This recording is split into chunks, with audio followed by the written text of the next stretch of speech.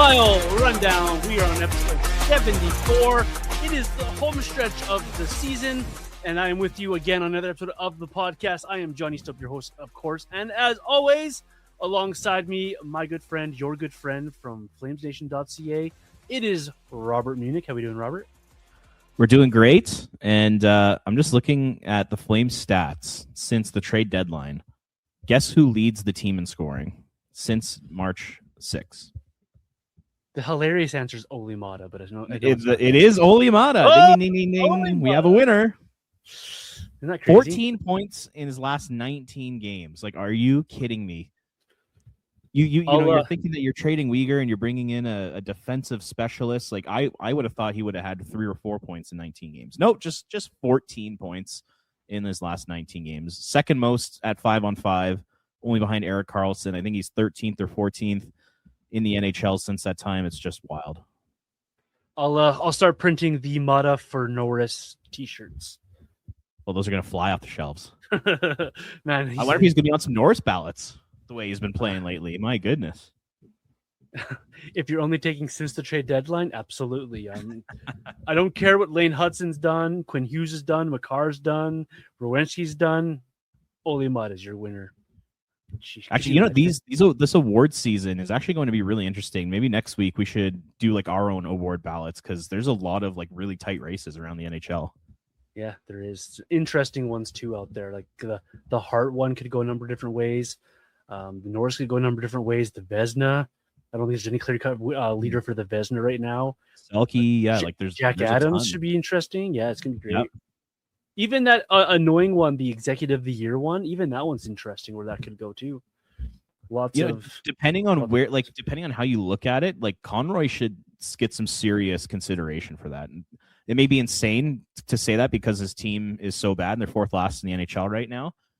And I think that award usually goes to teams that are more successful. But like if you zoom out and you take a look at the big picture and see some of the returns that he got this year for older, veteran players, he's done a really good job. I think he should genuinely get interest for that award. Yeah, he got a should-be Norris nominee in Mata. He got a Hart Trophy nominee in Ryan Strome. He's got Rookie of the Year in Gridin. Like, it's been incredible. We joke, but no, I'm with you. Like, the job that Conroy has done versus what people were expecting the Flames to be is quite interesting to measure that against what people's expectations were. People were thinking that this Flames team should be in the playoffs. They weren't in the playoffs. He pivoted. Not very many general managers can pivot in season and still be deemed a success. You talk to other fans, and a lot of people are praising the job that Conroy is, just like you and I are. And they're happy about the job he did. They're happy he made the moves. They're happy they're building something. So I don't think it's out of the question. Now it's a harder sell across the league and non-Flame fans, but man, the case is definitely there for Conroy. I mean, I would just throw the question out there to specifically Flames fans, because we're the ones that cover this team and watch this team so much. But what more could you ask of Conroy up to this point? I mean, sure, in my opinion, you would have wished that they would have kind of started this rebuild last season instead of going for it, because they ultimately end up missing the playoffs. But aside from that, up until this point, he's done a remarkable job. I mean, the returns for these veteran players have been home runs. I mean, the only bad trade, in my opinion, is probably the Chris Tanev one. I feel like they didn't quite get enough value out of that, and you're seeing what Artem Grushnikov is, which is not much. So that sucks. But I think outside of that, I would give him around a B all the way to A+ grade on basically every other deal that he's made. And he's done a good job at the draft, and he's told his scouts what to look for, and they've done a really good job in the draft. And he hasn't blown his brains out in free agency. If anything, he's actually made a couple really nice moves. And I look specifically at Devin Cooley, getting a guy like him signed to, I think the first year the contract was a 2-way deal, and the second year was a 1-way. Now he's one of the best goalies in the NHL. So in terms of setting yourself up for success at the start of a rebuild, in terms of like what your cap looks like, and in terms of like what your roster construction looks like and prospect pool and all that kind of stuff, I don't think Conroy could put the Flames in that much better of a position than he already has. So yeah, I can't give more compliments out to Conroy. I continue to be super impressed with what he's doing. You look at as well at these trades that he's made, and it's like he's targeted certain guys, and he's gotten those guys. He's had the patience to wait for them. Like he targeted Bristevich in that trade coming back from Vancouver. Like that was a guy he wanted. You heard that Zach Whitecloud was always in the trade with Vegas for Anderson, unless if he wasn't included, they weren't making that trade. So he made his targets, he set his prices, he stuck with them, he was patient with them, and he pulls off the moves, and he seems to pull them off when he's good and ready. And it always seems to be at a good time for the Flames as well, just when they need that trade to happen, just when they need a little spark for something. And it's incredible to watch. Now the time is starting to come here where they have to turn these picks into something, and you've seen how he drafts, and so that'll be interesting how that all plays out, how they use these draft picks. But it's fun. It's a lot more fun to watch this side of a rebuild happen and the way Craig Conroy has been going about it than watching a struggling team battle for that 17th overall spot and maybe be a playoff team and be frustrated at every game here. So I think I've had a lot of fun despite the results. I've had a lot of fun watching what Craig Conroy's done this year and what the Flames have done this year and how they've worked these pieces into their lineup. And so I'm excited for what's to come next year and the year after here from Craig Conroy as well, because it's just the start, like you mentioned, Robert. This isn't done. This is just the start of a rebuild and making sure that his mark is put on this Flames team. So it should be interesting what this offseason and into next season is bringing for Craig Conroy and the Flames. Yeah, we'll maybe this summer we'll do a deep dive into all the moves that Craig Conroy has made, because I'm just looking through them now, and I just keep seeing, yeah, there really are. I mean, he's as we all know, Brad Treliving left him a big pile of shit to deal with, and Conroy, he's done a great job getting himself out of it. Like I don't really think he could have done all that much better, and even like the Philly trade last season is starting to look pretty good. Mangiapane for a second round pick, the Markstrom trade, like it just kind of goes on and on and on. Like really, really impressive stuff. And man, I am like, you made a great point there. I'm so happy that we're watching this team not compete for the second wild card spot in the West. Like basically it'd be like watching the Nashville Predators this season, and nobody needs that. Like I look at that Nashville team, and that's a team that needs to rebuild desperately. But for some reason, they continue just to want to stay in that mushy middle, and they kept a lot of their veteran players, and now they're probably going to end up missing the playoffs by a point or two, and that's the position the Flames have been in far too many times. So it's very refreshing I know watching some of these games down the stretch is not the most entertaining thing, but to know that they're not just pushing for the second wildcard spot and then seeing them miss and then seeing them get the 14th overall pick or the 11th overall pick. It's so nice to finally be in a situation where they have a real direction.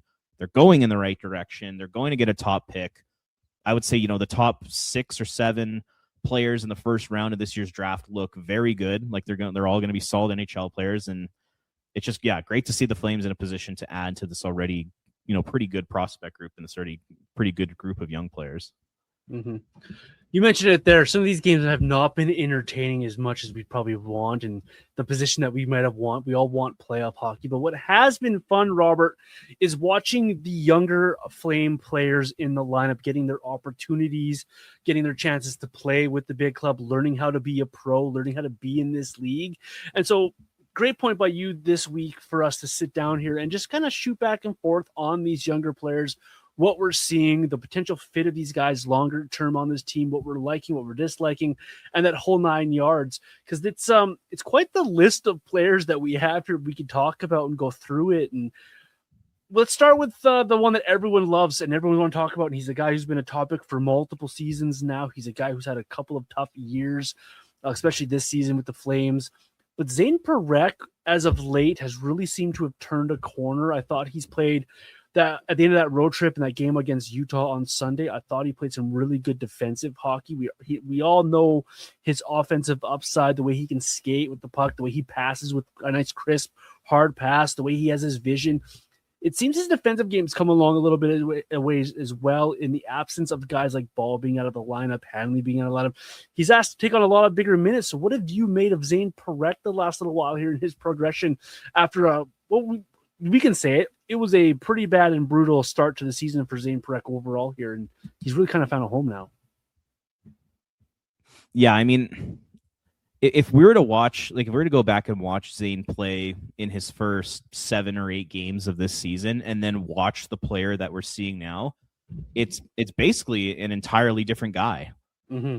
It really is. I think he's really starting to figure out the NHL game, and I think that's what you see with a lot of young players who start out in the NHL, you know, at 19 or 20 years old, who don't have the biggest frame, who aren't used to the speed of the game. I think it usually takes them around anywhere from 25 to say 45 games to really start to figure out the NHL level. And, you know, like I thought we were seeing that with Sam Honzek earlier this year, you know, coming into career game about 30 for him. I was really starting to see some progression and really starting to see him look like a true NHL player. And I'm seeing the exact same thing with Parekh now. I mean, he's played 35 games this year, and he just continues to get better and better and better. And the most important thing for me is just the confidence. And, you know, you and I have talked about this a lot this season, but Zane is the type of player and person who needs to be feeling good about himself, who needs to be confident. And, you know, you could say that about a lot of NHL players. But when he's confident and he's feeling it, he looks like a completely different player, mainly in the offensive zone. You know, just his work along the blue line, his ability to pinch and keep pucks in, his willingness to go down low and get himself open in a shooting position to help contribute to the offense. Like there were a few times against Utah and Seattle where I was like Zane almost looks like a rover out there, and I think that's exactly what you want to see from a guy who's as talented as he is. So yeah, I'm very, very impressed with how he's gone about his business here over specifically the last couple of months, because this season had the potential to be a complete write-off, to be, you know, basically go over a cliff, and he's got it back on you know, the back on the train tracks here, and he's really finished strong. So yeah, I've been really, really impressed with him over the last few months. What about you? Yeah, it's like Ryan Huska has gone to Zane and said, okay, the reins are off, go play your game, right? And with the confidence that he's shown and almost like the freedom he's been allowed as of late here, we've seen a much different Zane Parekh. He's not taking as many big hits anymore. He seems to be making smarter decisions with the puck. His pace of play, not just his skating, but his pace of play has picked up, where he's moving that puck and he's getting to spots. He's not shy with, you know, using his speed and his ability to skate in the offensive zone. I've quite liked the progression I've seen from Zane Parekh. It was not a good start to the season. I did not like a lot of what I saw early on from Zane Parekh, and I found myself thinking more than once, maybe the sending him back to the OHL wasn't such a bad thing. We even had an episode where I found a spot for him in an OHL lineup to help him progress further and play games. But now that just seems like a fool's thing to have said back when I did. And that's a good thing. I'm happy to have been wrong. I'm happy to have misread the situation, because we're seeing a confident young player, and you're seeing why the Flames drafted him. You're seeing why he's highly thought of in the Flames organization by fans and by management alike, by the coaching staff.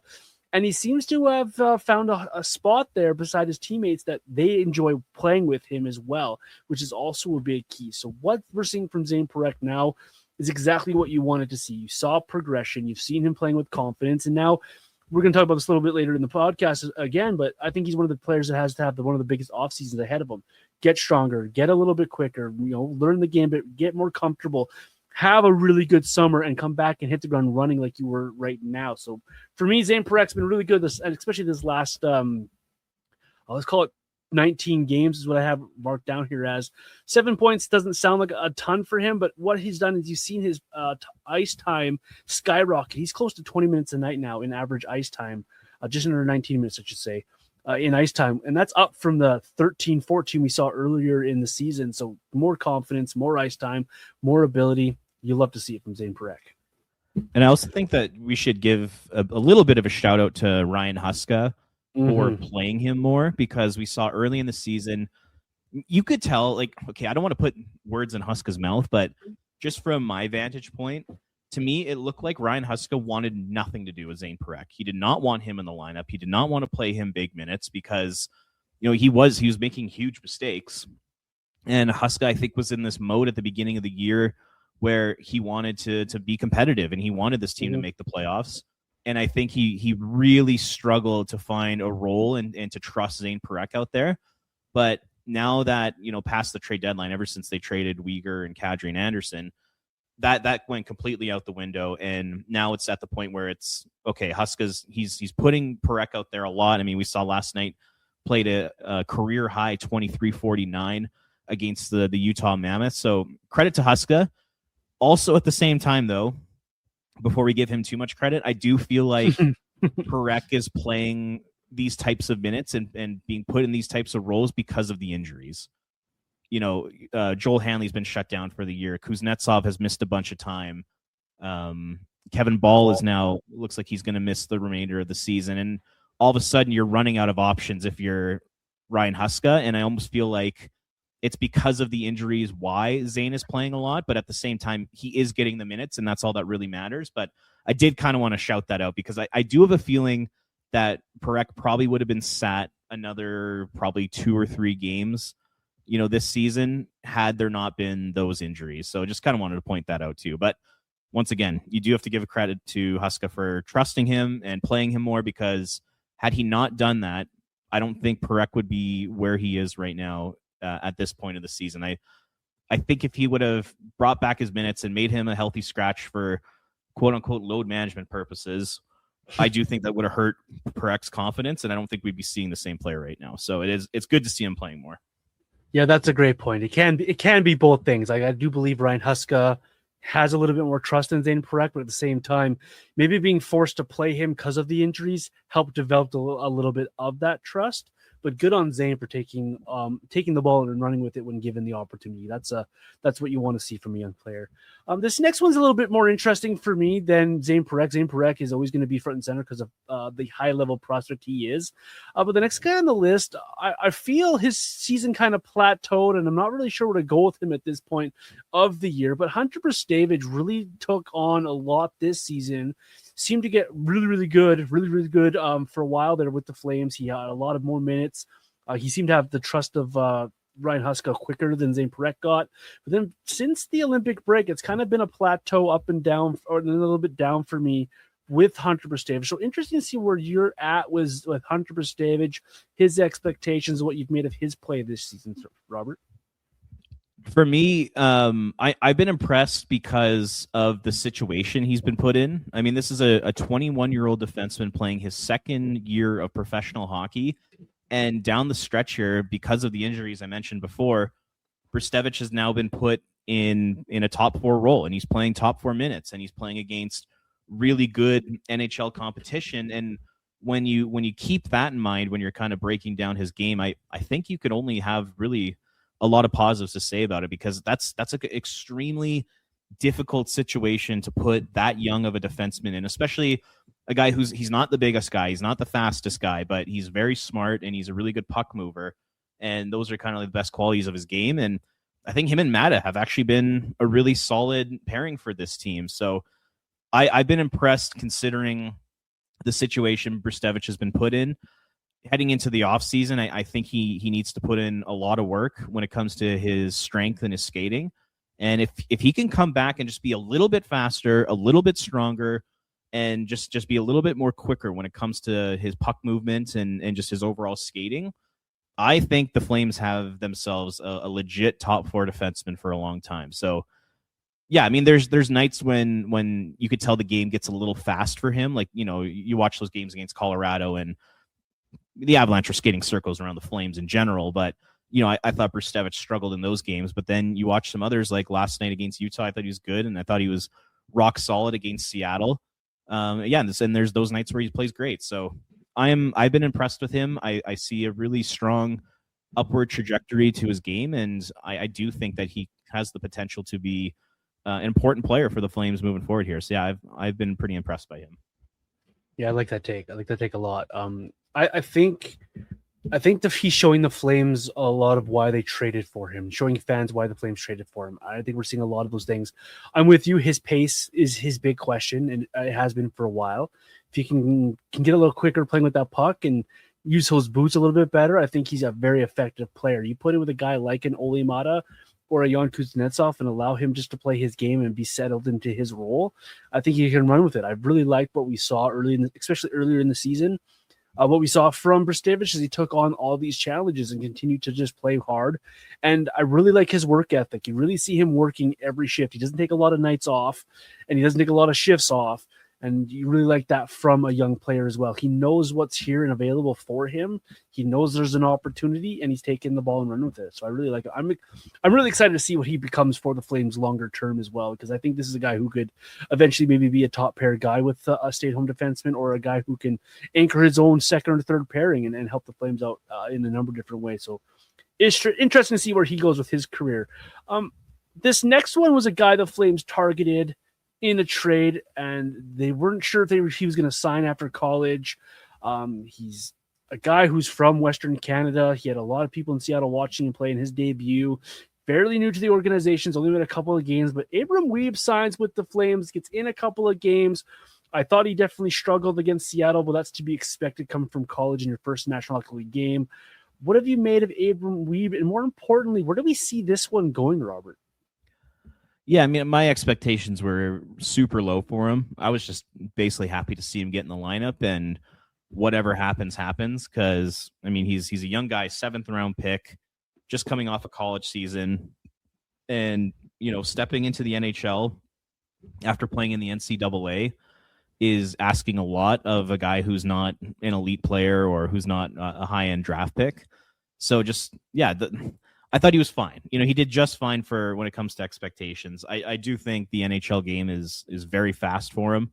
I think you could tell that with his usage by Ryan Huska. He did not play much. And when he was on the ice, he was getting put out there with veterans beside him just to kind of hold his hand essentially while he was out there. So I thought he definitely was better against Utah than he was against Seattle. I thought the Seattle game, he really struggled. I mean, the whole team struggled that night, but against Utah in his limited time, I do think he actually made a couple decent little plays at the puck. He made a couple decent exits out of the zone and was finding his forwards on tape-to-tape passes, which is kind of all you can ask for from a guy like him at this point of his career. And then, you ask about what's like his ceiling, or what are we going to see from him in the future. And I think if he can be a guy who plays at the AHL level, plays for the Wranglers for 4 or 5 years and brings some stability to that team. And then also maybe he gets called up every now and then to play with the Flames in like a third pairing role. I think you'd be happy with that. Just given the pedigree and kind of what kind of player he is. So I don't have high expectations for him. Like, I don't think he'll be an everyday NHL player at any point of his career, but if he can be a guy, like I said, who ends up being a really good player for the Wranglers and can be a guy you can call up and throw him out there in like a third pairing role and just play some decent shutdown minutes for you when there's injuries, then I think you got a pretty decent asset on your hands when it comes to that. So yeah, expectations aren't all that high. I think the ceiling's quite low, but I think the floor is decently high for him as well. Yeah, I like that assessment. I think this is a guy where you can see why the Flames kind of targeted him. He kind of fits the style of defenseman that Craig Conroy seems to like. He seems to fit the kind of guy who can move the puck, who's got some okay boots to him, but he's a guy who feels like he's still pretty raw. And so I think some conditioning in the AHL, a couple of seasons playing down there will do this guy wonders. And you just wonder how he's going to progress down there. If he plays NHL games past this season, I think that's a win because of where he was drafted and how he was brought into the organization. Even if he just plays a handful of NHL games over the next few seasons, that's a big win for the Flames in my books. But it's a nice story that he's able to get in a game fairly close to his home in BC. He's able to play in front of his parents, which is always a cool story at the end of the season. And if he can make something of himself in the National Hockey League, that's awesome. And that's a good story to have as being a 7th round pick. This next guy, I think, will be maybe the odds-on favorite for fan favorite of all of the younger players at the moment. This guy has exploded onto the scene. This guy has shown that you can draft a little bit later in the first round and still be able to find a gem. Matvei Gridin has been incredible for the Flames. You and I at times on this podcast have called him the best Flame skater on more than one occasion. This guy has come along. His shot's good. His vision's incredible. He play makes like no other person on this team. Matvei Gridin, he might have put his expectations a little higher after this season going into the next few seasons. What have you liked from Gridin here so far? Is it all roses for you with Matt Gridin? Because this guy doesn't seem like he can get enough love across Flame fan base. Yeah, dude, I think what he's doing is pretty incredible. I mean, you take a look at his last 17 games, so it's since the trade deadline. He's on pace for 58 points. He's got 12 points in 17 games. So that's a 58-point pace over 82. Jeez. And this is for a 20-year-old playing his first year of professional hockey. Like, this is a guy who is in the QMJHL last year and playing in the USHL the year prior to that. So for him to be putting up these types of numbers, I think is pretty remarkable. I don't think you can say enough good things about him. Like you said, the special thing about him is that I find with a lot of offensive players, either you're a kind of lean to more towards being a better shooter than passer or being a better passer than shooter. And I think he's like equally good at both right now.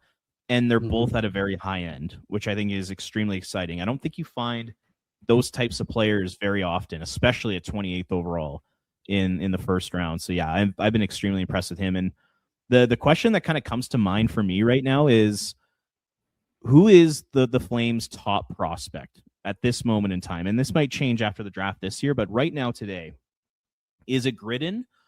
Is it Parekh? Is it Wittenbach? Like, who do you think is their top prospect? Who do you think is the most important prospect in the system right now? Because I think the easy answer at the beginning of the year was obviously Zane Parekh, but I think that's kind of changed a little bit. Yeah, that's a great question. You posed that into our rundown here to me as well, and it's just like, I've been thinking about it, and you just saw no, it's clearly Zane. Well, hold on, Gridin's doing what's the hardest thing in this league to do is score goals. It's Gridin, but a defenseman, a right-handed shot defenseman is so important too. I think it's hard to pick between these two, and I don't think this is going to be such a cop-out answer, but it's honest for me. I don't think there's a wrong answer here between the two of those guys. I think Wittenbach is still behind them. I think it is Gridin or Parekh as the top prospect, and they might be tied up there because what you have two guys doing two things that are hard to do in this league. A right-handed shot defenseman who can run power plays for you is hard to find consistently, and it's hard to find the guy who can play, make, and score with what we're now seeing with ease that feels like Gridin is doing it at. So when you have a line driver like a Gridin and you have a nice defenseman who can put up points, doing that they both do, how do you pick between the two? Honestly, that's my answer. I don't know how to pick between the two. I think it's a fair answer. You know, you're joking around about how it's the easy answer. I think that you're kind of spot on with that. I think it's hard to differentiate from those two players. The way I project them right now is I see Gridin as a top line winger who could probably score between 30 to 40 goals a year and put up anywhere between 70 to 90 points. And then for Parekh, I kind of project it as being a top four defenseman, runs your first power play, is a high-end offensive guy who could probably put up anywhere between, say 55 to 70 points. And I'm almost thinking the winger who's the great playmaker who can make his teammates better, I think maybe he might be slightly ahead of importance in terms of top prospects in the system. So I think I would lean more Gridin at this point in time, which I did not think I would be saying that, especially because Zane was the 9th overall pick and Gridin was number 28. So, good on him. Like he's turned himself into a really solid player. And yeah, I think at this point in time, I would have Gridin over Parekh, not by much. And then I still think people are sleeping on Wittenbach. Like, just what he did at this age as a freshman in the NCAA playing against, guys in their 20s, I think is super, super impressive. And I'd have to go back and look and see, how many freshmen led the NCAA in scoring in, when they were 18 or 19 years old. But just that player, I think, is really exciting too. I think he has, a potential to be a 70 to kind of 90-point player as well. So I'd throw Wittenbach in the mix, but he's kind of third on the list right now for me. I love Wittenbach. I love his game. I love what he watch. When you watch him, you play his game. You love what he's doing in the NCAA. I kept him at third on when I was listening to prospects because I'd like to see it a little bit again. Like you saw Zane Parekh dominate the OHL for a couple of seasons. You saw Matt Gridin go into a couple of different leagues and be one of the best players in that league for a couple of seasons. You've seen Wittenbach do it once, and that's no slight against him. That just means you need to see a little bit more from him. And if he could do it somewhere close again, then he's going to be right up there with those other two as well for me. But that's such a talent. Like, he reminds me a lot of like a Paul Correa type of player. Where just he's everywhere. He's buzzing around. He can score points.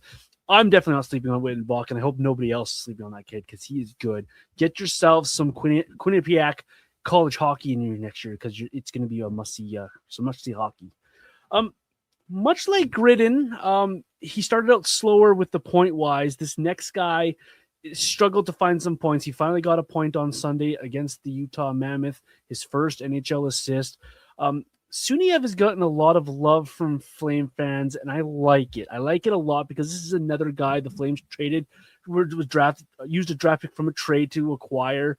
This is another guy that the Flames targeted. This is a guy they brought out of college. He did a lot of work with Suniev with his skating, and you can see the difference between last year's game and this year's game when you watch him skate around and play at that puck. And he's been really good as of late for the Wranglers as well. Where are you at with Suniev? And I know it's a smaller sample size at the NHL level, but where are we at with this guy? Because 36 seems to have come a long way in just a short time. Yeah, he's just another player who just looks like he's getting better and better as each game goes on. And last night he picked up his first point. He made an incredible pass to Braden Pahal, who ripped a one-timer home. And Suniev in Seattle, he hit a post on the power play against Utah. He hit the post, so he's coming close to scoring his first NHL goal. And the thing I like about him is that I see a lot of dynamic elements to his game, just the way he skates, the way he shoots the puck, the way he passes the puck. It all looks very dynamic to me. It doesn't look like kind of like your average NHL player. It almost looks like there's like another level to his skill compared to others. And it'll all just come down to consistency and can he put it together on a night in, night out basis. And the more games and opportunity he gets and the more ice time he gets, I think the closer he'll get to becoming that player. So yeah, to me, he looks like he can be an NHL player. I don't watch him and think to myself like, he might be an AHLer. Like I was kind of thinking that with William Stromgren earlier this year when he got called up. I was like, he kind of looks like an AHL player. Even there are times when Rory Kerins where I was like, he's not really able to keep up and don't know if he's a full-time NHL guy. But when I watch Suniev, it's the opposite. I'm like, this guy has what it takes to be an NHL player. And like I said, it's just going to be kind of up to him and up to the Flames to give him the opportunity to show that he can be that everyday player. But heading into next year, like I see him maybe starting with the Wranglers because just there's such a logjam of forwards. But with a Blake Coleman trade and potentially a Ryan Strome trade, and there might be a Morgan Frost deal if they can't come to an agreement, there's going to be spots open in the forward group. And I think kind of like Gridin, I bet you right around the second half of the year, closer to the trade deadline, he'll become an everyday NHLer. So yeah, I've been super impressed with what I've seen from him so far. We've talked in a few episodes about looking in the rearview mirror, how certain players have to watch out for someone coming. This is the guy coming for me. What we've seen this year, the progression we've seen in the pace of play, his boots, and his hockey IQ has seemed to take another step forward. What we're seeing here is a player who's taken a lot of information in over the last year and has started to put it to his benefit. And this is a guy coming like a freight train in some rearview mirrors of guys like a Sharon Govich or a Connor Zary or those type of guys that he might take their job sooner than they think. This is a guy who I think can be a middle six scoring threat for a National Hockey League team. And I like it. I like watching those kind of players who can come in here and take a job and provide themselves a role and take advantage of that opportunity. Like that play he made to Pahal, it seems so simple, but it was such a smart play. Leave it on a tee for the defenseman and let's get that puck on net. It's just a simple play. Things that we didn't see him doing last year or doing earlier in the season with the Wranglers, just simplifying his game. So if I am a guy like Connor Zary or I am a Sharon Govich, I'm making sure that I have a good offseason and I'm ready for next season because there's a freight train in my rearview mirror and it's wearing the number 36 because he's coming on quick. And you like what you've seen in the small sample size in the National Hockey League this year. The Flames target college free agents more frequently, it feels like, as of recently, and they targeted another guy this year, a hometown guy who's played in a few games now for the Flames. Tyson Gross got a lot of commentary about being a Calgary kid and how he was so good in college and winning awards in college. And he comes to Calgary in that first game, I'm going to be honest, that first game was really, really rough, but he got very limited minutes. But since then, he seemed to have found a couple of things to be counted on in a lineup. He's found himself a nice role on that fourth line, and he's been able to assert himself in the face-off dot, which we all know coaches love. What have you made of Gross in his short stint with the Flames here? And is there something there longer term past the season, Robert? Because college free agents don't have the best track record. No, and we covered that a couple episodes ago. And over the last 15 years, the best college free agent the Flames have signed is Garnet Hathaway. So, these are definitely lottery tickets, and expectations aren't that high for these guys. But similar to the Parekh conversation in terms of just like how they've continued to get better in the progression. I mean, watching Tyson Gross at game 1 compared to games 3, 4, and 5. Night and day difference for this guy. Like I think he's getting used to the speed. I think he's making quicker plays. He's making quicker reads. Like you said, he's been good in the faceoff circle, 53.5%. For a guy that young and that inexperienced going up against NHL guys, that's incredibly impressive. So, yeah, I mean, I think there's a future for him in the NHL. I don't think the ceiling's that high. Like I think he probably maxes out, like maxing out to his most potential, probably as like a third line center. I think realistically he's probably more of a fourth line center, and maybe a guy that can turn into, I was going to say Derek Ryan, but even that feels like it's a bit of a reach. Maybe like a Matt Stajan at the end of his career, when he'd put up anywhere between 12 to 20 points and play on the penalty kill and win draws and that kind of stuff. That's kind of the NHL ceiling I see for Gross. But once again, if he can be a long-term Wrangler and play 4 or 5 years down there and be a really good player, and then get called up every now and then for the Flames if there's injuries, that's totally fine by me. And if he can become a full-time NHLer, then that's fantastic, and that's just a great piece of scouting by the Flames. So I think he's gotten way better. And in Colorado, him scoring his first NHL goal was awesome. It would have been so cool if that second goal counted. I know it worked out well in terms of Team Tank, but at the same time, that would have been a pretty awesome moment. But yeah, I've liked his game so far. What about you? I've liked it better as of late, and I think what you're seeing is him getting better with each game, and that's a positive sign. I think this guy could be, if he's willing to accept the fourth line center role, I think this guy is an upgrade on a guy like a Beecher or a Kirkland. I think he has the potential to be a better version of those players, a guy who can come in here, be a fourth line faceoff specialist, a guy that maybe you can start killing some penalties with that faceoff. You win a faceoff on the penalty kill, it obviously makes that job a little bit easier doing that. So this is a guy, if he can carve out that type of a role and take on that type of role, and he's willing to do that type of work, I think he's got a nice future in the National Hockey League, playing where he hopefully for the Flames, playing where he may play. And if he's a 13th forward or a tweener type of guy, I still think that's a success based off what the Flames thought of this guy, based off what the Flames history with U.S. college free agents are, and all of those factors in there. So I quite liked him against Utah, to be honest. I really thought he played a pretty good game,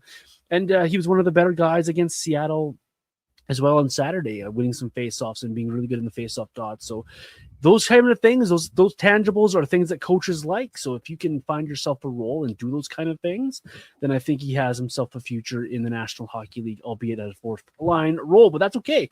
You need those kind of players as well. And he's cheap as chips at the moment for the Flames as well. Yeah, so, and I think you like the size. I think you like the speed. Like you said, his work in the faceoff circle. He won a defensive award in the NCAA this season in his conference. So there's a lot to like when it comes to this player. And like you said, with everything that he brings to the table, it's exactly what a coach like Ryan Huska wants to see from a player like that. So I could see there being some NHL potential there. There's a lot of forwards in this Flames prospect pool, but luckily for him, he's a center, and there's not a ton coming up right now. So maybe if they trade a Ryan Strome next year, around the deadline, maybe Tyson Grossi gets a look as the third line center for the rest of the year or something like that. So yeah, there's going to be chances for him to become a player for sure. If you ask me right now, would you rather bring back John Beecher for one more year or give that opportunity to Gross? I think it's pretty easy to say you give that opportunity to Gross, right? Beecher, of course, right? Right. Yeah. Treliving is no longer with the Flames, Robert. Exactly. Yeah. No, I'm joking. Gross 10 times out of 10. I'm not a Beecher. It's always gross, right? And it'll be cheaper than whatever you can sign Beecher for as well, right? Not that the Flames need the salary cap savings, but every penny does help.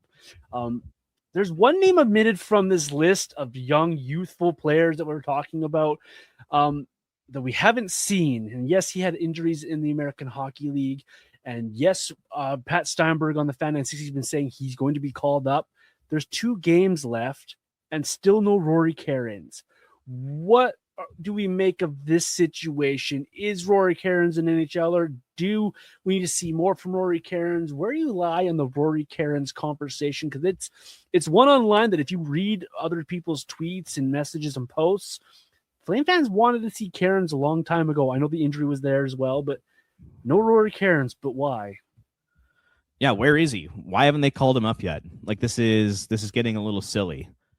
You know, if there's one player on the Wranglers who deserves to get some games here, it's absolutely him. But the way I'm viewing the situation, and once again, this is no inside info or anything like that. It's just it feels like Ryan Huska hates this player, and I think it's really as simple as that. I mean, when you think of Kerins, he's a smaller guy. He's not the best defensively. He's not going to win like a ton of puck battles. He's not very fast. And I think those are all qualities that Ryan Huska likes to have in his bottom 6 forwards, and particularly his 4th line forwards. But the thing that Kerins does really well is that he's almost kind of like a Brustevich in the way that he sees the game, his hockey IQ, his vision, his playmaking. Like he knows where to be on the ice, especially in the offensive zone. And I just have this feeling that Huska doesn't like having that type of player in the bottom 6 of his lineup. If that type of player is going to succeed in Calgary, I feel like they need to be in the top 6. And as the roster is currently constructed, there's really no space in the top 6 for a guy like him, even though you could make it for the last couple games a year because these games are useless. But I think it's really as simple as Huska does not like this player. I don't think Huska sees him as an NHL player. And I almost view it as kind of a similar situation to Matthew Phillips and Daryl Sutter. You know, people are just clamoring to have this player come up in there. They want to see him just because you want to make sure that if he's not an NHL player, you found it out in Calgary and you didn't find it out somewhere else where he actually can be an NHL player. And yeah, I think the comparison between him and Phillips is an interesting one because they basically played right around the same amount of games. I think Kerins at 7 games and Phillips played 4 or 5 for the Flames. And yeah, Daryl Sutter hated Matthew Phillips because of how small he was. I think Ryan Huska does not like the way Rory Kerins plays the game, and I really think it's as simple as that. And if Rory's ever going to have an NHL career, I think he has to do it somewhere else. And, you know, if you're the Flames, you'd love to keep him in the AHL. He's a really good AHL player. He's clearly the Wranglers' best player, but at the same time, I think it might be a good thing to do for the person to see if he can go be an NHL player somewhere else. That's kind of how I'm seeing it right now. I'm glad you went there because that's exactly how I see it. Rory Kerins to me is the same situation as Matthew Phillips. You don't know if he's an NHLer, but you sure as heck want to find out. Now, I'm not sold as Kerins as a full-time NHLer, much like I wasn't sold that Matthew Phillips was a full-time NHLer. But even me, a guy who's not sure they're an NHL player, you still want to put them in the lineup. You still want to see. You drafted them. You spent time developing them. You spent time giving them opportunities in the American Hockey League. What is 2 games at the end of a useless season going to do for you other than tell you something about this guy? Either he shows up and he works and he shows that he has the skills to hang at the National Hockey League level or deserve another look at the National Hockey League level, or he fails and he's just not a fit for what you're trying to do. Either way, it's a win-win. You win because either he becomes an NHLer and he can join your lineup and he helps you further your goal of trying to make this a younger, more competitive hockey club, or you fail and he moves on and you have another kid take that spot in the American Hockey League that you could try with him. So there's nothing to lose here for the Calgary Flames, only things to gain. So whether a coach likes a player or not, I hate that. I hate that kind of stuff. It should be, can this guy play or not? Not, do I like him or not? And that's where I think the Flames have failed a little bit here. And if If they believe Kerins isn't a National Hockey League player, fine. Then why haven't you called somebody else up either? Like, let's use the last call up to your advantage. You're in a lost season. You're in a season you're trying to find time for the kids to play. Why not use that last recall on someone then, whether it be Strome, whether it be somebody else you're thinking of in the lineup, whether it be another defenseman, someone else. If you're not going to use it on Kerins, use it on somebody else. But at the end of the day, you got to see what Kerins is, and I think the Flames are failing at that. That's the one negative I think that the Flames are failing at when it comes to the end of the season here. Yeah, I agree. There's really no reason whatsoever for him not to get an opportunity here, and who knows, we might see him get called up tomorrow morning on Tuesday before the game against Colorado. That might happen. I feel like he's got to be like guaranteed to at least play against LA. At the same time, it's just like, what can you really gather from one game? But yeah, like I'm looking at the lineup right now. You don't need Blake Coleman to play these next couple games. I know you want to get him to 20, but he really doesn't need to play. Yegor Sharangovich absolutely does not need to play. I'm so done with this guy. He's been so much better, player. Robert. He has such a better the media. I'm gonna jump off my balcony here, John. You got to stop Sharangovich. Even like Adam Klapka does not need to play for the rest of the season. Strome, Victor Olofsson, Johnny Beecher, Martin Pospisil. These types of guys do not need to play between now and the end of the season. Get Rory Kerins in there, make a spot for him, and play him on the power play, and put him in the top 9 and give him some offensive guys to play with. Like, give this guy a real chance. They have not given him a real chance yet. You know, he had the 4 points in 4 games there last season, which was great, but then they sent him right back down after that, which made absolutely no sense. So yeah, just give this guy a chance and just see if he can be an NHL player. And you know, I'm with you. Like, I'm not totally convinced that he's an NHL guy, but let's find out. You know, the only way to do that is to play him. So give the guy some games here and let's see what the heck this guy can do. Like, you know, he ripped it up in his call-up last year. He ripped it up in the preseason this year. Give the guy a chance. Like, come on. Like, what are we doing here? Yeah, what are they fearing for? They're going to lose a game? Like, honestly, what's the fear? That he's not going to have a good shift? It's encouraged they lose games right now. Like, come on. Yeah, you can't tell me that Gross and Weeb have come up here and have been perfect. Can't tell me that Bruz and Parekh have been flawless. You can't tell me that Gridin and Suniev have been flawless in their call-ups. Some have been better than others, but you don't know unless you try, and that's one of the most frustrating things when it comes to a player like Rory Kerins is try something. So play him against, maybe not play, if you don't want to play against the Avalanche because what the Avalanche are, who cares? Play him anyways, because the Avalanche have nothing to play for. They're President's Trophy winners already. You have nothing to play for. So this guy goes up and he gets walked by Nathan McKinnon on a shift. Who cares? Who cares? Oh, hold on. Robert's sending me messages mid-show here. Let's finish up this conversation, this episode, Robert, with a talk about the offseason, because it's I think important for a lot of these players we talked about this in this episode who have played this season, and even some veterans like maybe a Connor Zary or Sharangovich, whoever it might be. It's imperative that some of these guys have a really good summer and a really good offseason. It's a very important offseason. Who tops your list, though, Robert, of who needs to have the biggest offseason and come to camp ready to go with the feet hitting the ground running here? Yeah, like I think there's a few really good options here. Like we'll just go back and forth. Like I'll start with Morgan Frost. I think it's critical for him to go into the offseason, train his ass off, come into training camp maybe a little bit faster, come in the best shape of his life, like we all love hearing from these guys. But do those things, get a little bit stronger, get a little bit faster, because next season, you know, he's a pending UFA, and he's going to have the best opportunity of his entire career to either become a full-time second-line center in the NHL, and he's got the biggest chance here to you know, have the biggest payday of his career as well. So the opportunity is there from the Flames. Like he's going to get power play one time all season. He's probably going to play with Matt Gridin, their best offensive player, probably all season. Maybe even like a Matt Coronato's on that line. And, you know, from an offensive perspective, he actually might be their number one center next year. So he's going to get an insane opportunity here. And I just think it's so important for him to come in and have a big year. We all know how talented he is. We talk about it all the time. But, you know, he's at 21 goals, 21 assists this year. I think this guy can get into the 50, 55 point range if he really wants to. Like, I think he's talented enough. The opportunity is going to be there. And then, it's just going to be up to him to take it. So, and the one part of his game that I do think needs a little bit of work is his skating and just like overall strength. And if he can do those couple things and then have a big year in the faceoff circle and put up 50 to 55 points, I think the Flames would look to probably re-sign him to a 4 or 5 year deal, or he becomes a big time trade chip for this team. And maybe you can get back a second round pick for him, or even more potentially. Who knows? So I think it's just a massive, massive offseason for Morgan Frost. Yeah, I like that one. I like that one a lot. I agree with a lot of that there. I like Morgan, and I want to see him succeed as well. The Morgan Frost we saw the last month needs to show up all year next year. That's a good point. He does come across as like a really good guy, and it seems like his teammates love him. And you're right.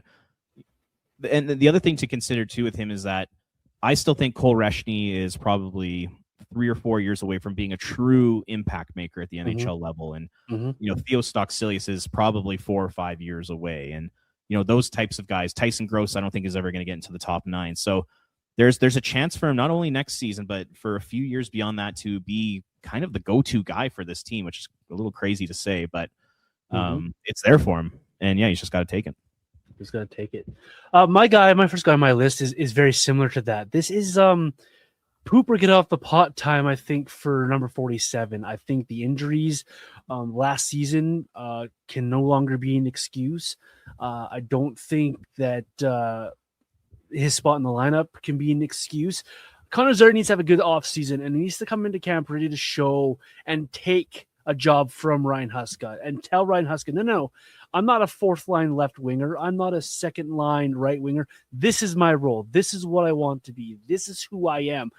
He's in the first of a 3-year contract, so he has some time and some runway, sure, when it comes to contract-wise, but 25 points in 73 games is not good enough for Connor Zary. He's got to find himself a spot in this lineup to be a difference maker, and the opportunities are there. We talked just now about a few wingers, about Suniev coming in the rearview mirror. He's got to show that he's willing to take that next step and be the Connor Zary that was projected a couple seasons ago when he came into this league and started tearing up on the wing of Nazem Kadri. That Connor Zary needs to show back up and be more consistent here, because the opportunity is there for him to be a top 6 winger if he can provide the offense that we've seen at times, if he can provide the bite in the lineup we've seen at times. And I know you'll mention it if you ever talk about Connor Zary, he needs to work on his boots, get those skates going, get that speed going a little bit more, find ways to play quicker. And if he can do that, I think this guy can have a long-term future in Calgary as a go-to guy for the Flames. And I want to see it because I'm a big fan of this guy. I've watched him since he was like 14 years old and his way through the Western Hockey League. This guy has what it takes to be a pro if he can get over whatever is blocking him mentally and get back to playing his game. So for me, Connor Zary, have a monster offseason and just come back ready to take it all on. He's running out of runway. He is. He is definitely running out of runway with this team right now. And yeah, I completely agree. Out of all the guys, like if we're to rank in terms of like who needs to have the best or biggest offseason, Zary is probably at the very top of that list for all the reasons you just said. And we talked about him a lot this year, but just the potential's there for him to be a pretty good NHL player. Like I don't think he's ever going to be, a 60-point guy or anything like that, but he can push 40 to 50 a year if he kind of realizes his potential. I don't think that's out of the questions, but 20 goals shouldn't be out of the question for this guy at all. Yeah, I don't think so either. So yeah, that one's going to be really interesting to see. My next guy is still up front. I'm really curious to see what Martin Pospisil looks like next year, because this year has just been a complete write-off for him. He starts the season with the concussion. He's out for months. He doesn't come back until January, and then he goes to the Olympics and he comes back and he's been in and out of the lineup. And when he is in the lineup, he does not look like the same player he did in his first 2 years in the NHL. He doesn't even look close to being the same type of player. He's not as aggressive. He's not as fast. He doesn't make an impact out there. And the way Pospisil makes an impact is he's physical. He's a great forechecker. He pisses you off. And I think he's a really good puck carrier. Like he's great for zone entries. He's great at taking the puck to the net and creating havoc around the opposing goaltender. Those are the types of things that you want to see from Pospisil, and we haven't seen that at all this season. So, and he's going to be starting the first year of a 3-year contract next year. You know, the Flames are committed to this guy. I mean, I'm sure there might be a team out there that might be willing to take him on and take a chance on him, but after the season he's had, like, I got to think his trade value is quite literally at an all-time low right now. Over the last 3 years. So I'm really curious to see what he's going to look like heading into training camp next year. I know he has a reputation for working his bag off in the summer, and so I'm not worried about like him coming to camp in shape or not, or getting stronger. It's just more, you know, can he bring that physicality back? Can he get over, you know, all the injuries that he's had? Can he get back to being that effective player? And, you know, I think having a big offseason this year is going to be the starting point for that.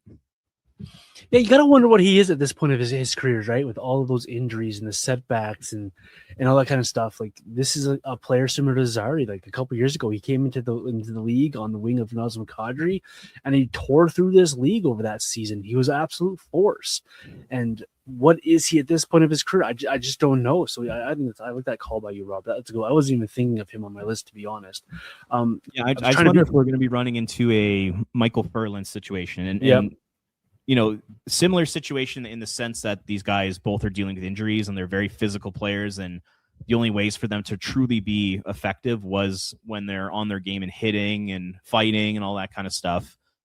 Ferland was a better offensive player than Pospisil is, but kind of a similar situation. And Ferland, you know, after getting traded to Carolina, he flamed out pretty quickly because of all the concussions that he had. And I worry that Pospisil's kind of going down the same road as Ferland, and I don't know if he's going to be in for a long-term career just because of the way he plays. And, you know, like, would you agree? Like, when he's not physical, he's not all that effective. Like, is that fair to say?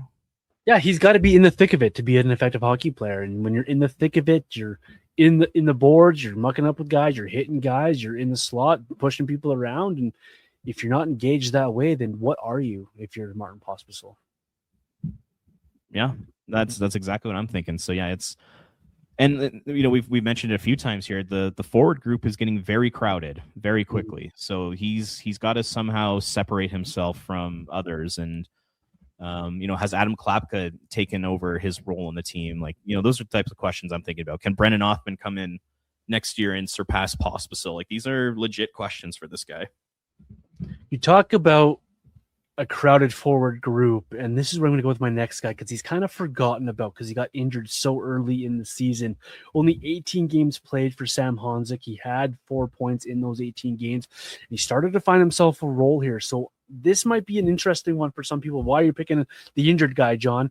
Well, he needs to have a monster offseason, put himself back in the radar of the Flames when it comes to camp. I'm sure they're going to give him every opportunity to take back his spot in this roster, but he's got to kind of earn it again for the coaching staff, for the fans. Can you duplicate those 18 games again? Because he really started to turn the corner early in the season, playing alongside Backlund and Coleman, and find himself a nice spot on that wing with those two players. So I think this is an important offseason for Honzek to make sure he's fully healthy, and he's kind of getting the hurt bag rap to him with missing a lot of time with these injuries here. So for me, this offseason is kind of twofold for him. Be 100% healthy. Make sure your body's ready to go for training camp. And when it hits to be training camp, hit the ground running. Because for Sam Honzek, this could be a guy, because of injuries, he could get passed over in a hurry. We talked about Suniev. We talked about what is Martin Pospisil and Othman, and you got all these kids coming. What's the next group of drafted wingers coming in? You got 15 forwards right now with the Flames, and that's without Sam Honzek and without Jonathan Huberdeau being accounted for. So what are you for the Flames? So for me, Sam Honzek got to have a clear, good cut summer here. Recovery is very important for him, and take care of that body, because I'd love to see Sam Honzek kind of prove a lot of us wrong about our draft. When he was drafted, our little draft conversation we had when he was drafted, you know, a lot of people are down on the pick. What is he? What can he beat the NHL level? Because the time's now for him, because he might get passed over in a hurry here. So Sam Honzek, cheering for you, man, but you need a good summer. And the more I'm thinking about it, and just like, you know, listening to our conversation here, the more I think the Flames, they got to make a couple trades this summer. So many wingers. There's too many. Like, I'm looking at Blake Coleman. And trading Blake Coleman this summer, I think, would be a really good thing for him and his family. I mean, they got 4 young kids, and for them to be kind of up in the air about where they're going to be all year, I think might be a little unfair. And I know the guy's making $5 million a year, and cry me a river kind of thing, but might be a nice thing for the Flames to do for him. And Pospisil, he could definitely be on the block here. I don't know what the future of Klapka is, but is there like a way to get rid of Sharon Govich? I don't know if that's humanly possible, but like those are the types of things that Craig Conroy is going to have to consider this offseason, because there's just too many guys, and you have to have Honzig in the lineup last year.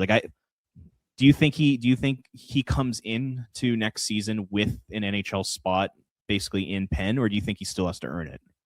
I think it's in pencil, but I think it's in pencil in that spot he was in, because you look at that trio and how well they played for that stretch right before he got injured there, and how much it was clicking. So I think he has his spot in pencil with a pen ready to go, because if he can come back and pick up where he left off, I think it's really easy to put that in pen in a set it and forget it type of line for the Flames if Coleman's still around as well. So I think he does have to earn it a little bit, just because it was only 18 games, right? And we've seen him injured more than we've seen him play. So gotta kind of get over the hurdle of always being hurt and always being, well, he's not reliable because he's never there. Yeah, just such a freak show injury too. That it was really too bad that he got hurt at the time he did. And yeah, like you never see that stuff happen. Like I don't even know if we've seen that of 2 Flames run into each other since that injury happened. Like, yeah, it was such a freak injury. But I was not confident in him as a prospect, dating back as early as the beginning of this season, but he definitely proved me wrong for sure. Like I do think there's a bright future for him as a kind of a, let's call it middle 6 defensive shutdown forward that can put up, 12 to 18 goals kind of thing, like a slightly less offensive Blake Coleman. I could see him becoming that type of player. Yeah, and I take it, right? I'm happy to be wrong about a guy like Honzig if he can come in there and show you that you're wrong. Anyone else strike you, Robert, that needs to have a big summer? Yeah, I mean, the obvious ones remaining are just Parekh and Brustevich, for obvious reasons. I think both need to get better when it comes to just their breakaway speed, their north-south skating. I think both need to improve. They both need to get stronger, in terms of when it comes to winning puck battles and things like that. So I think those 2 guys are obvious too. And even, we're talking about Honzig, like, is his position in pen. Are we saying the same thing about Yan Kuznetsov? Because I think I am. I think coming into training camp next year, he's in pen, like he's on the left side of that defense. But even he needs to come back and show that he can do it again, because it's great to do it in a lost season when games don't really mean all that much and all that kind of stuff. But let's see if he can do it again. That's kind of another guy I have my eye on. I agree with that one too. I like Yan Kuznetsov, what he's brought to the lineup, and I'd love to see him stick. I think he's got a job.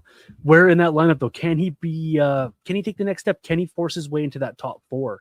I think would be where Yan Kuznetsov head should be at here next. Like, can he push Mata or Ball for some minutes here and help out the Flames that way as well? Like, I don't think it's out of the question for Calgary. The last one I have here on my list, and it's going to seem kind of silly to some people, but Dustin Wolf. I think Dustin I was thinking the same thing. I think Dustin Wolf, and it's not that he was bad this year. It was, and not that it was like all that much of a down season. I think he's been a lot better a lot later, but I think he needs to see the approach that Devin Cooley brought to the lineup every single night and say, okay, I've come good. I've been fine, but I need to take another step. I need to make it so there's not a conversation on social media about who should be the number 1. There's not a doubt in the coach's mind that I'm the first goaltender over the boards. I think this is a very pivotal offseason for him, as well as the league started figuring him out a little bit more, that he needs to find a way to excel a little bit more on what he does really, really well. And so for me, Dustin Wolf is a good offseason because there's still an opportunity here for him to take more games from Devin Cooley, to be more reliable for the Calgary Flames. And he's still a fairly young player as well. So there's still time to learn and to grow and to get better. And I think this offseason for him is a big key in helping him do that, exactly that. Yeah, I mean, this year he was an average NHL goalie. Yep. I think is kind of the best way to put it. Like, I don't think he was below average, but I think he was kind of in that, anywhere from the 28th to 34th best goalie in the league this year kind of thing. And, because of the contract he signed and just because of his pedigree and all that kind of stuff, I think the expectation is that Wolf is a top 15 goalie in the NHL, basically year in, year out for the rest of his contract here. And yeah, he wasn't there this year, but there are growing pains. It's the hardest league in the world to play in for a reason. And shooters might have started to figure him out a little bit. Who knows if that's the case or not, but we'll find out next year. But yeah, he's a critical member of this team. And I do think if you're a Flames fan, I know next year you want them to finish near the bottom of the standings again, but at the same time, you also don't want Dustin Wolf's confidence to get derailed and to have his career kind of, get out of control here. You want him to remain that kind of top 15 guy. And the other thing for Wolf to consider here is that, yes, I mean, he's signed the contract, so he's secure financially for the rest of his life, which is great and good on him. He's got Devin Cooley behind him. Mm-hmm. And when it comes to getting starts, Cooley's making a serious push to become a 1A, 1B tandem. Or if Cooley continues to play like this for the next 2 years, there will become a conversation of who do we want to go with long term? Like, who's our guy? Yep. And Wolf's got to be careful with that too. So yeah, I think you're right. I think this offseason is really important for Wolf as well. Work on that glove hand, Dustin, please, for the love of all that is holy. Please work on that glove hand. Robert, anybody else we need to bring up on the podcast today, or any other topic that we've missed here that you'd like to bring up? If not, where can the folks find you and what's coming up on flamesnation.ca? Yeah, I mean, in terms of having a big offseason, the other guy I kind of look at is Yegor Sharangovich. If you're the Flames, you want him to get back to being a 20 to 20, let's say 27 goal scorer, like a 22 to 25 goal scorer, somewhere in there. And the way he's going to have to do it is he's going to have to get stronger. He's going to have to win more puck battles. He's going to have to go to the net more. And he's got to regain his confidence and take way more shots. I mean, watching him this season has been tough. It really has. And, the same thing goes for last year too. These last 2 years has been really difficult to watch for me because it's just a guy who just does not look engaged, does not really look like he wants to be there. But I say all this, like he's been playing terrible the last 2 years, yet he's still in like that 15 to 17 goal range and having an awful year. Like that, if that's him having an awful year, what does a good year look like for this guy? And even this year, he could be pushing 20 goals. Like he's had a bunch of goals taken back through offsides and goalie interference. He could be pushing 20 goals, and I still think that he's nowhere close to living up to his potential. So if he has a good year, like I do see him being a 25 goal guy. And, maybe that starts with him getting a little bit stronger and having a little bit more of an intense off season and then coming into camp and getting ready to go. But like the skill is there and like the shot is definitely there. It's just the guy, I think he needs to up his confidence. He needs to up his physicality. He needs to up his give a shit meter. And if he does that, I do think that the Flames will be able to get off that contract, or he could become a half decent player for this team. That's one of those two outcomes are possible. So, yeah, Yegor's another guy I kind of look at. Yeah, I like that. He for me, he just I kind of skip over him when I look at the Flames roster now because it's just like, okay, they're Sharangovich, right? It's an untradeable contract, really. It's a guy who's gonna skate around and maybe he'll get a goal tonight type of player. So I think I like what you put there, Robert. I like how you put that there. That's Robert Munich. He's at Ring of Fire, CGY across social media. Look for him and his content on flamesnation.ca. I am Vintage Johnny 84 across social media, and of course the show. Red Mile Rundown, wherever you get your social media done. Go look us up. We are on there. And thank you so much for making us a part of your podcast rotations. Just 2 games left, Robert, this week for the Flames to take on the Avalanche Tuesday. And it is the LA Kings on Thursday. Enjoy them because we're all going to miss Flames hockey when it's gone, even if it is a down season. Lots to talk about still this year, though, as well for the Flames. Enjoy the hockey. We'll be back next week with some more here at the Red Mile Rundown.